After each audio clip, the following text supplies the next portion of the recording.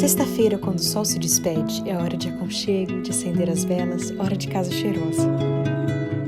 A penumbra da tarde de sexta é hora de comida boa, de risada, de família perto, de música bonita. É hora de cantar e de ouvir, de falar e calar. É o momento de lembrar de onde viemos e para onde vamos, de aquecer a alma com a presença do Eterno, que é o Senhor desse dia. É o nascer de um dia e no morrer de outro.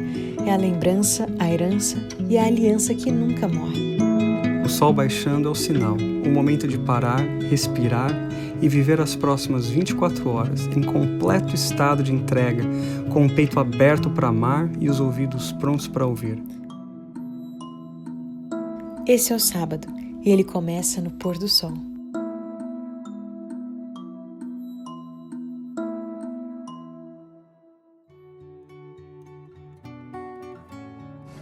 Feliz sábado, bem-vindos a mais um pôr do sol. Hoje o pôr do sol tá sendo diferente. Acho que tem uma criança animada aqui do lado. A gente tá viajando. Na verdade, na sexta-noite nós já teremos viajado, mas a gente nunca grava isso na sexta, né? A gente grava antes. E, assim, uma coisa quase inédita nesse ano de 2020, mas eu vou cantar esse fim de semana. E a Olivia está aqui no carrinho, deixa eu mostrar ela aqui, ó. Está aqui no carrinho, super animada. Mas enfim, vamos gravar o pôr do sol mesmo assim na estrada. Eu não sei quantos de vocês já assistiram aqueles antigos Laura Viaja, que eu fazia os vlogs de viagem. Não vou fazer vlog dessa vez, mas a situação é meio parecida. Eu vou ter que pegar ela. O nosso tema hoje é Noé. O Noé é o nosso herói da fé de hoje. O César, inclusive, ele não estava pregando sobre... Você precisa se concentrar no tema agora. Ele não consegue se concentrar. Ela é muito gostosa. Ok. Você pregou uma série sobre Noé, né? Eu estou fazendo uma série sobre o livro de Gênesis na nossa igreja. E a partir de alguns meses atrás, a gente começou a falar sobre Noé. E tem sido muito legal. A gente está falando sobre Noé já faz aí uns 3 sábados. 3 sábados. Mas enfim, então a gente aqui tá falando sobre os heróis da fé de Hebreus 11. Então, abra sua Bíblia em Hebreus 11, dessa vez vai ser o versículo 7. Diz o seguinte, vamos ler aqui o livro.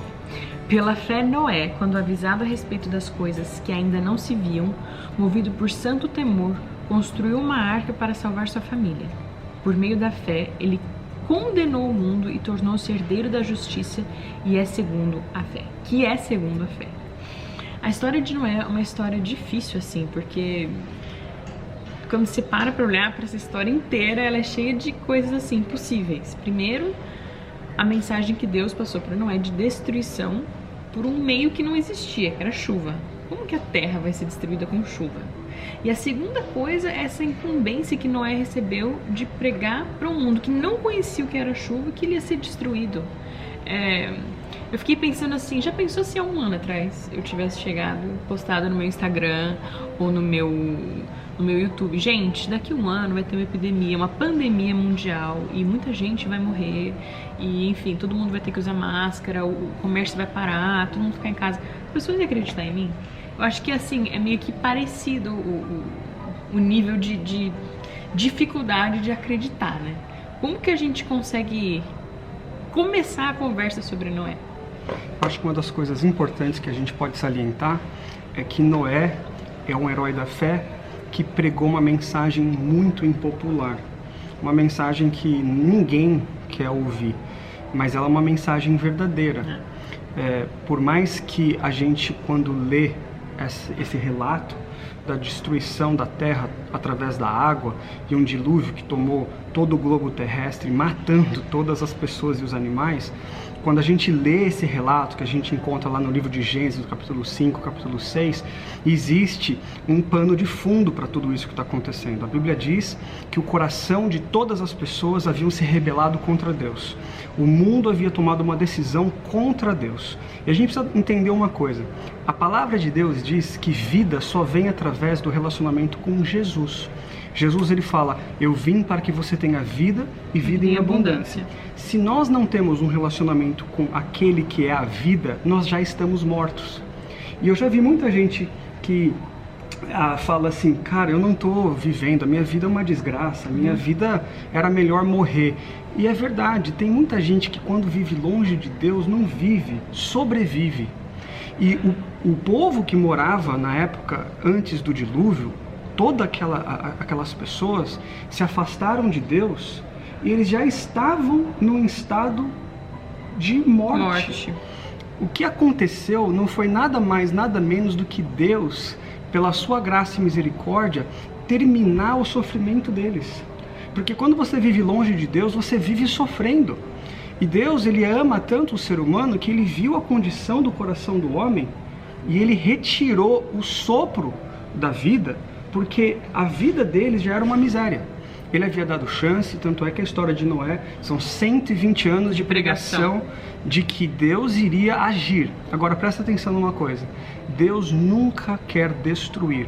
A palavra de Deus diz que o plano de Deus é a salvação. Deus quer nos salvar. Deus é um Deus de graça, um Deus de misericórdia, um Deus de paz. E a história de Noé nada mais é do que a mensagem de um Deus que quer dar salvação. Tá ótimo, tem problema. Ela tá concordando. Então, presta atenção. Se a mensagem de Deus para Noé foi pregue sobre salvação, não era sobre destruição. Porque a mensagem era, vocês têm a oportunidade de serem salvos. E aí as pessoas me perguntam, mas pastor, se Deus queria salvar o mundo todo, por que Noé construiu só uma arca? E essa é uma pergunta interessante. Mas na verdade, pensa comigo, quando Deus chamou Noé para pregar sobre salvação e Deus deu para Noé o plano da arca, ele também falou para Noé talvez o seguinte, mostra o plano da arca para todas as outras pessoas. Para cada um construir o seu. Quem quisesse construir um barco, eles tinham ali o plano inteiro, planta, né? Uma planta. Noé nada mais ele era do que o primeiro que construiu um barco, mas ele tinha nas mãos ali a planta do barco. Interessante, porque a gente tem tendência de pensar que aquela arca era a arca que era para caber todo mundo, mas não, cada um podia ter aquela sua arca, a Bíblia né? fala claramente que Noé construiu a arca para ele e a sua família. O plano de Deus era que todos os homens e mulheres construíssem as suas arcas para que pudessem salvar a sua família. Homens de fé, famílias de fé, são aqueles que entendem que nós temos também uma obrigação para proteger a nossa família. Então Noé, ele construiu uma arca para ele e a sua família. O plano era que todas as pessoas pudessem entender que eles também poderiam construir uma arca. Muitos outros animais teriam sido salvos, muitas outras pessoas teriam sido salvas. Talvez o plano de Deus era que milhares de arcas tivessem sido construídas. Infelizmente, Noé foi o único que entendeu que a promessa de Deus era real e verdadeira. Eu fico pensando no próprio Noé, porque, por exemplo, ele ficou 120 anos pregando, construiu a arca, e cadê o dilúvio, né? E cadê o dilúvio, e cadê o dilúvio? Hoje em dia, a gente não vive 120 anos, né? A gente vive o quê? 80, 90? Sim, quando você vive muito. E a gente tem essa sensação, porque a nossa realidade aqui é diferente. A gente prega a volta de Jesus, a gente prega que vai ter uma outra vida depois dessa aqui, quando Jesus voltar, diferente da vida que a gente tem nesse mundo.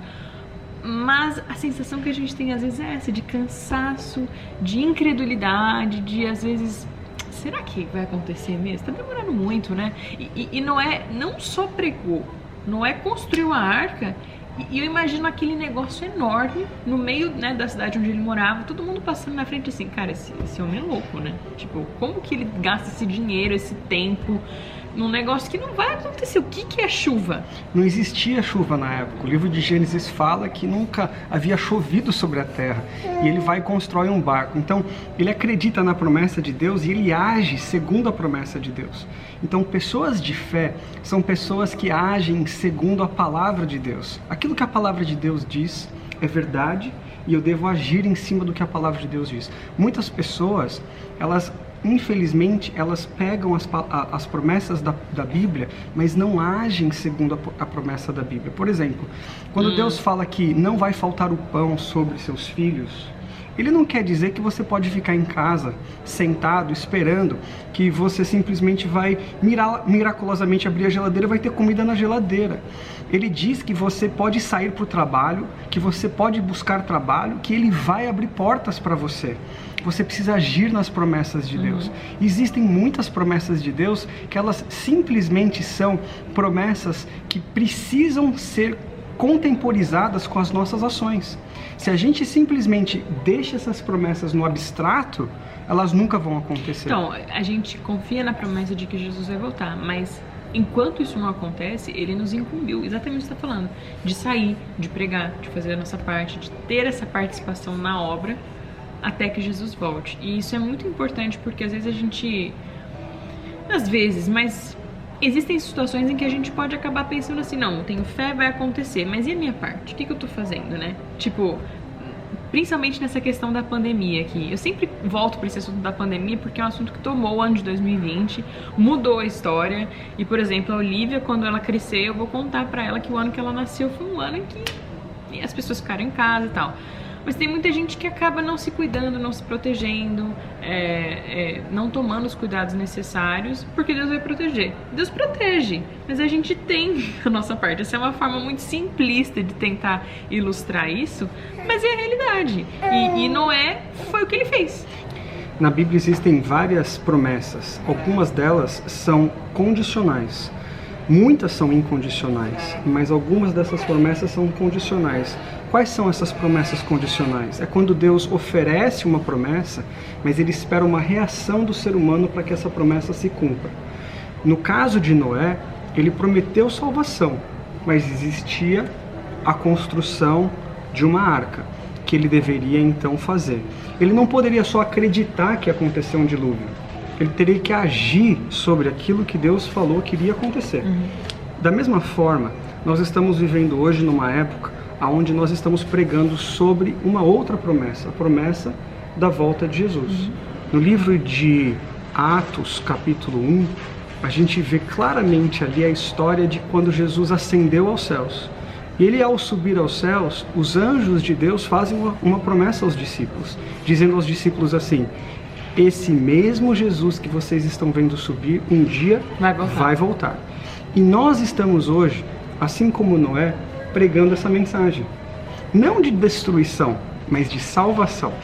A mensagem da volta de Jesus é uma mensagem de paz, de restauração, de graça. Mas você que está recebendo essa mensagem precisa tomar uma decisão. Você vai entrar na arca ou você não vai entrar na arca?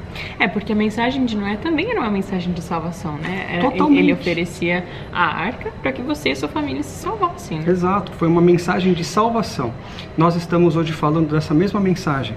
Eu quero convidar você a pregar essa mensagem, você que é um Noé moderno.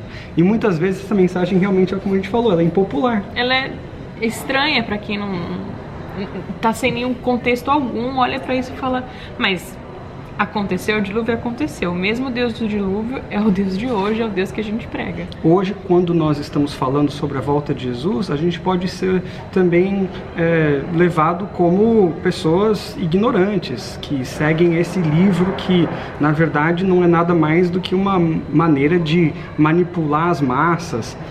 Nós acreditamos que Jesus vai voltar.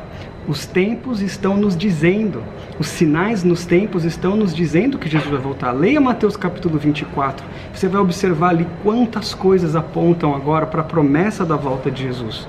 E eu e você somos convidados a agir nessa promessa, preparar a nossa família, preparar o nosso coração para a volta de Jesus e ajudar os outros a eles também encontrarem salvação em Jesus. Amém.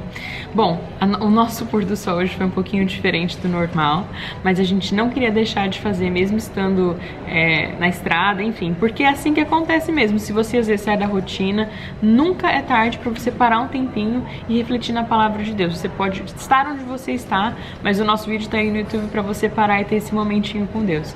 Então o nosso desejo é que você tenha um sábado abençoado e que você coloque no seu coração o desejo de também ser como Noé, ter essa fé, mas ir e pregar e agir sobre a fé que você tem, porque você tem tanta confiança de que esse Deus é verdadeiro, que você prega sim com confiança. Que Deus te abençoe muito. Vamos orar? Vamos. Querido Deus, muito obrigado pelo sábado. Obrigado porque nós podemos descansar nesse dia. Nós te pedimos que o Senhor possa preparar o nosso coração para a volta de Jesus. Obrigado porque nós sabemos que a volta de Jesus é a mais bonita de todas as promessas e ela vai acontecer. Amém. Que o Senhor possa nos levar a pregar essa mensagem a outros e que eles também possam se preparar para esse grande dia, que é um dia de salvação e de graça. Em nome de Jesus nós te pedimos. Amém. Amém. Feliz sábado. Feliz sábado.